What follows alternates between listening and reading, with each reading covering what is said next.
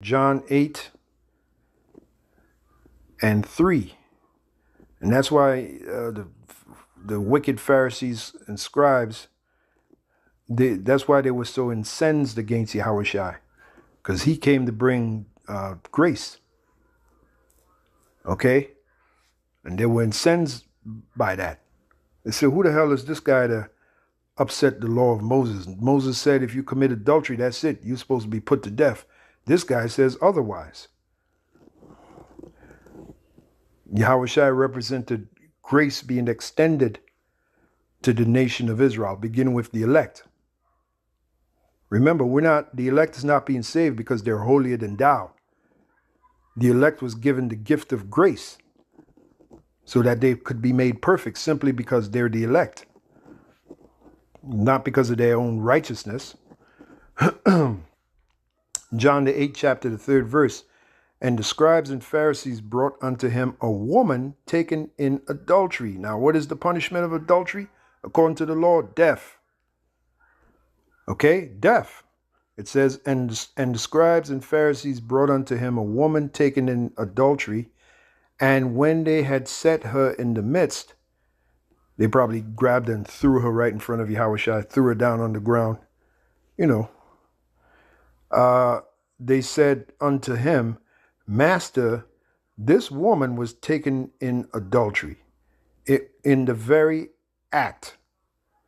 Now Moses in the law commanded us that such should be stoned. But what sayest thou? Meaning that woman should be put to death. This they said, tempting him, that they might have to accuse him. But Yahushua stooped down and with his finger wrote on the ground as though he heard them not. And Elder Pastor been saying for years he probably was writing the sins of the ones that accused that woman to Yahushua. The ones that accused that woman of adultery. After all, she was caught in the very act.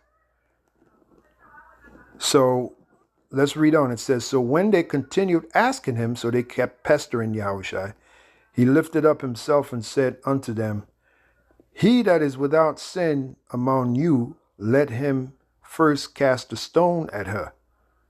And again he stooped down and wrote on the ground. And they which heard it, being convicted by their own conscience, went out one by one, because they knew they were all sinners.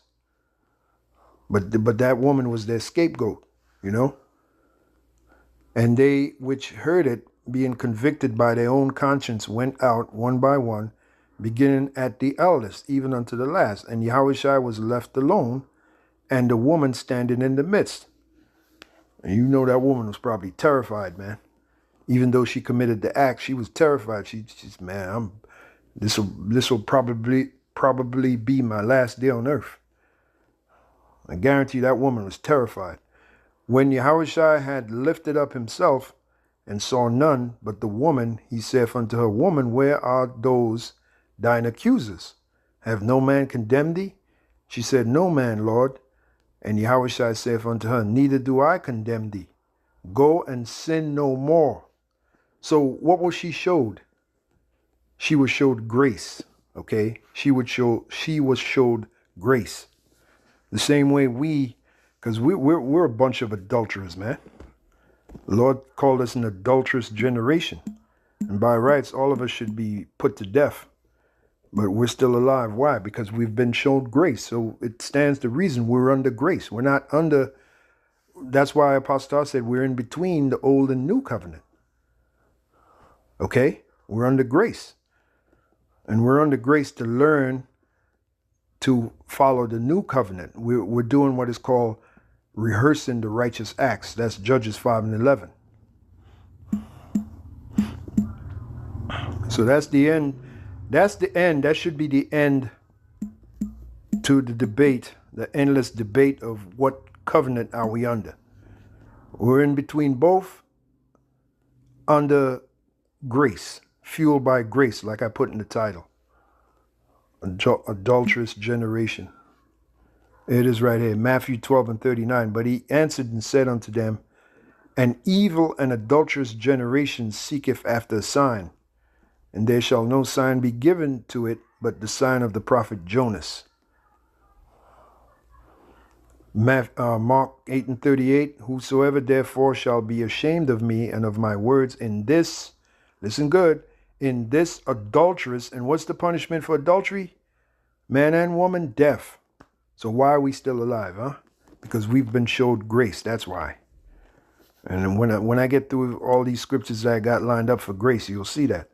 Whosoever therefore shall be ashamed of me and of my words in this adulterous and sinful generation, of him also shall the Son of Man be ashamed when he cometh in the glory of his Father with the holy angels. And that's what we're patiently waiting for. Okay, and remember, we're not being saved because of our righteousness.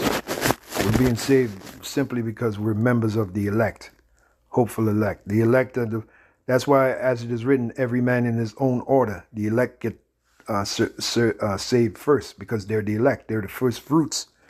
They're the firstborn of the nation of Israel. And when you go back to the law, Exodus 13, it tells you the firstborn belongs to the Heavenly Father. So that's one of the main reasons why the elect are being saved, because they belong unto the Heavenly Father anyway. They're the Heavenly Father's prized possession. Even though the nation of Israel is the chosen people of the Heavenly Father, among the nation of Israel, there's a prized possession. It's called the elect. That's your prophets, your true prophets, your true teachers, your true apostles. They're the Heavenly Father's prized possession. You know how he feels about the prophets, the true prophets.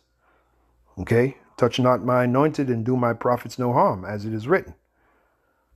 Okay?